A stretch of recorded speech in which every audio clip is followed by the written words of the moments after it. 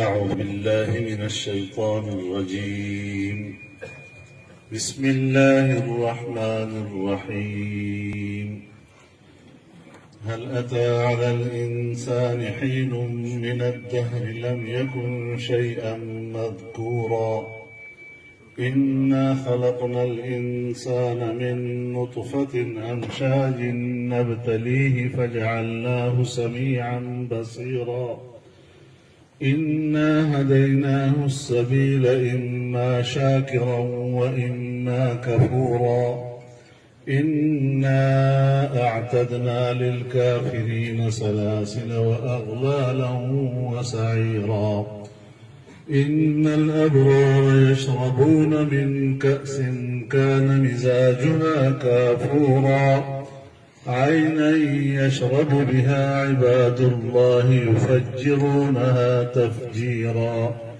يوفون بالنذر ويخافون يوما كان شره مستطيرا ويطعمون الطعام على حبه مسكينا ويتيما وأسيرا إنما نطعمكم لوجه الله لا نريد منكم جزاء ولا شكورا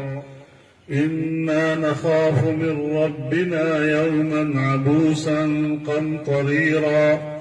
فوقاهم الله شر ذلك اليوم ولقاهم نضرة وسرورا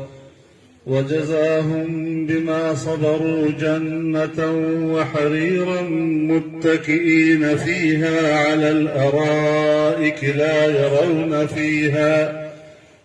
يرون فيها شمسا ولا زمهريرا ودانية عليهم ظلالها وذللت قطوفها تذليلا ويطاف عليهم بآنية من فضة وأكواب كانت قوارير من فضة قدروها تقديرا ويسقون فيها كأسا كان مزاجها زنجبيلا عينا فيها تسمى سلسبيلا ويطوف عليهم ولدان مخلدون إذا رأيتهم حسبتهم لؤلؤا منثورا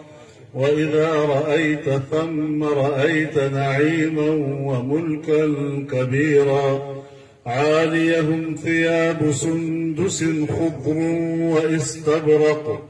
وحلوا أساور من فضة وسقاهم ربهم شرابا طهورا